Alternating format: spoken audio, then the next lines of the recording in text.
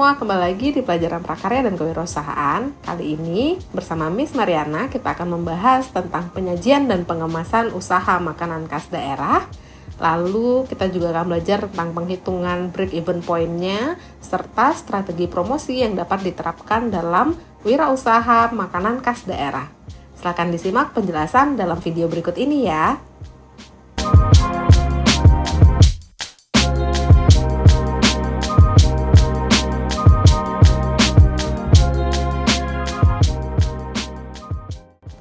Penyajian merupakan suatu cara menyuguhkan makanan yang disusun secara menarik untuk meningkatkan selera makan kepada orang lain.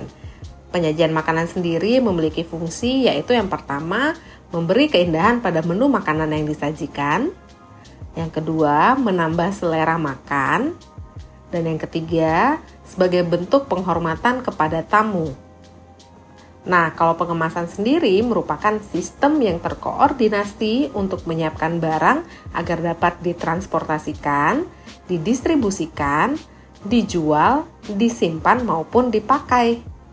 Tujuan dari pengemasan sendiri yaitu yang pertama membuat umur simpan bahan pangan menjadi lebih panjang, mencegah rusaknya nutrisi bahan pangan, memudahkan distribusi bahan pangan, dan yang terakhir menambah estetika dan juga nilai jual dari bahan pangan tersebut.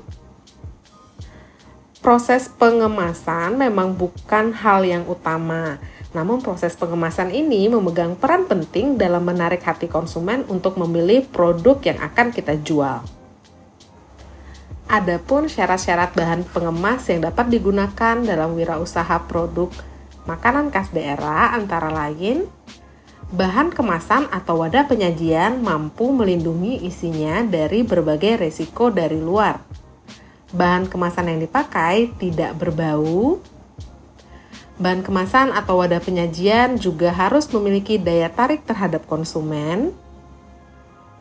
Bahan kemasan atau wadah penyajian harus yang mudah didapat. Di dalam wadah atau kemasan disertakan label yang memuat nama produk, tanggal produksi, nama produsen, berat bersih, komposisi, merek dagang, tanggal kadaluarsa, dan juga efek samping. Bahan kemasan yang digunakan harus kedap air dan juga tahan panas, tidak beracun, dan harganya relatif murah. Oke, sekarang coba diperhatikan dulu tabel 4.1 pada halaman 203 buku prakarya dan kewirausahaan dari Kemendikbud tentang cara mengemas makanan dan bahan kemasan tradisional. Pada tabel ditampilkan 4 jenis cara mengemas, yaitu menggulung, melipat, membalut, dan juga menganyam dengan bahan kemasan yang bisa terbuat dari daun pisang, daun bambu, daun jagung, daun jambu, dan juga daun kelapa. Sekarang coba diperhatikan gambar-gambar yang akan Miss tampilkan terkait jenis-jenis makanan yang menggunakan bahan kemasan tradisional berikut ini.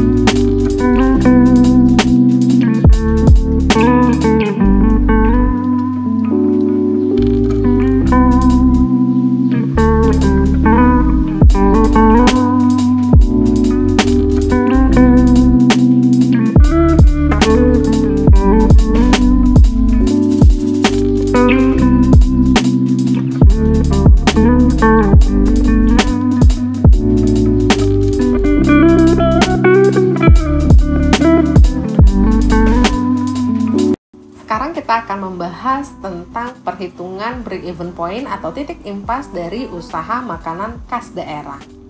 Seperti yang sudah dijelaskan di 3 bab sebelumnya, BEP atau break-even point dapat diartikan sebagai suatu titik atau keadaan di mana perusahaan di dalam operasinya tidak memperoleh keuntungan dan juga tidak menderita kerugian. Jadi dengan kata lain, Pada keadaan ini, keuntungan atau kerugian sama dengan nol. Hal tersebut dapat terjadi bila perusahaan di dalam operasinya menggunakan biaya tetap dan volume penjualan hanya cukup untuk menutup biaya tetap dan juga biaya variabelnya. Adapun manfaat dari BEP atau break-even point antara lain sebagai alat perencanaan untuk menghasilkan laba, memberikan informasi mengenai berbagai tingkat volume penjualan serta hubungannya dengan kemungkinan memperoleh laba menurut tingkat penjualan yang bersangkutan, mengevaluasi laba dari perusahaan secara keseluruhan, dan mengganti sistem laporan yang tebal dengan grafik yang mudah dibaca dan lebih mudah dimengerti. Yang berikutnya menetapkan harga jual. Ada beberapa hal yang harus diperhatikan sebelum menentukan harga jual suatu produk. Yang pertama yaitu pelanggan. Pelanggan merupakan prioritas utama di dalam suatu usaha, termasuk juga usaha makanan khas daerah. Jadi, harap dipastikan bahwa harga jual yang akan kita tetapkan nanti akan dapat diterima oleh pelanggan yang kita tuju atau yang kita sasar. Yang kedua, pesaing.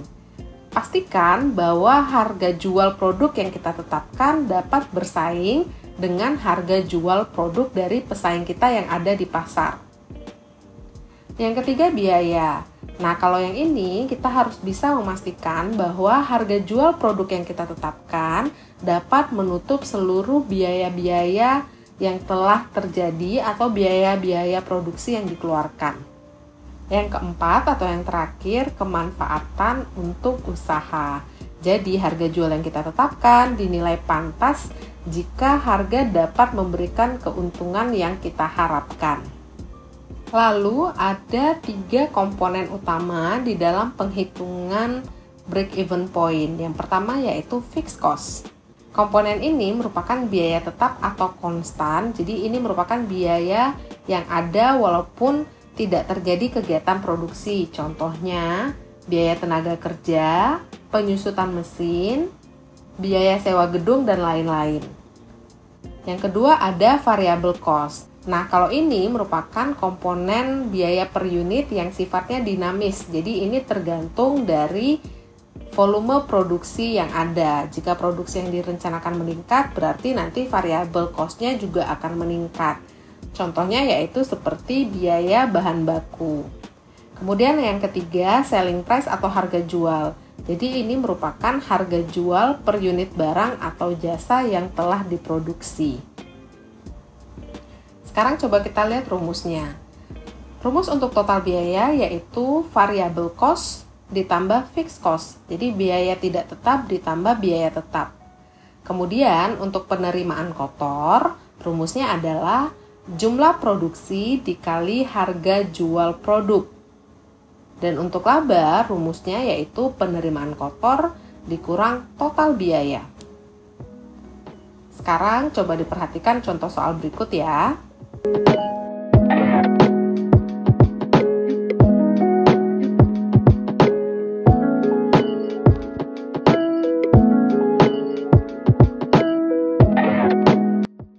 Nah, dari soal tadi kita sudah mengetahui bahwa total variable cost yang dikeluarkan adalah sebesar Rp820.000. Sekarang kita cari fixed cost-nya. Tadi di dalam soal disebutkan bahwa biaya untuk 3 tenaga kerja masing-masing adalah Rp1.000.000 dan biaya sewa gedung sebesar Rp700.000. Maka 3 dikali Rp1.000.000 untuk biaya tenaga kerja yaitu 3 juta ditambahkan biaya sewa gedung sebesar Rp700.000, maka fixed cost-nya adalah sebesar Rp3.700.000. Variable cost-nya sudah kita ketahui, fixed cost-nya juga sudah kita ketahui. Sekarang kita dapat menghitung total biayanya. Tadi rumusnya adalah variable cost ditambah fixed cost. Maka kita akan mendapatkan total biaya sebesar Rp4.520.000. Sekarang untuk penerimaan kotor. Di dalam soal tadi juga sudah disebutkan bahwa jumlah produksinya adalah sebesar 50 porsi dengan harga jual sebesar Rp234.000 maka penerimaan kotor usahanya adalah sebesar Rp11.700.000. Penerimaan kotor sudah kita ketahui, total biaya juga sudah kita ketahui, maka laba yang didapatkan yaitu penerimaan kotor sebesar Rp11.700.000, kita kurang dengan total biayanya sebesar Rp4.520.000, maka laba yang kita dapatkan adalah sebesar Rp7.180.000. Berikutnya kita masuk ke dalam promosi produk untuk usaha makanan khas daerah. Promosi merupakan salah satu kegiatan pemasaran yang penting dalam upaya mempertahankan kelangsungan hidup usaha serta untuk meningkatkan kualitas penjualan yang secara tidak langsung akan meningkatkan kegiatan pemasaran dalam memasarkan produk yang dihasilkan. Nah, ini merupakan materi yang juga sudah sering diulang mulai dari bab pertama hingga bab yang ketiga. Untuk merefresh ingatannya kita ulangi sedikit ya. Jadi ada 4 komponen utama di dalam kegiatan promosi. Yang pertama yaitu advertising, yang kedua sales promotion, yang ketiga personal selling, dan yang keempat publicity. Ada 3 tujuan utama sebenarnya di dalam mempromosikan sebuah produk, termasuk juga produk wirausaha makanan khas daerah. Yang pertama, untuk memberikan daya tarik khusus bagi para pelanggan. Yang kedua, untuk meningkatkan angka penjualan.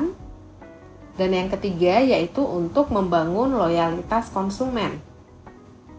Sedangkan manfaat promosi sendiri yaitu untuk membantu meningkatkan penjualan, untuk memudahkan perencanaan strategi pemasaran, untuk mengetahui produk yang diinginkan oleh konsumen, untuk mengetahui tingkat kebutuhan konsumen akan suatu produk, untuk mengetahui cara pengenalan dan juga cara penyampaian produk hingga sampai ke konsumen, untuk mengetahui harga yang sesuai dengan kondisi pasaran, untuk mengetahui strategi promosi yang tepat kepada para konsumen, untuk mengetahui kondisi persaingan pasar dan juga cara mengatasinya, dan juga untuk menciptakan brand image dari sebuah produk.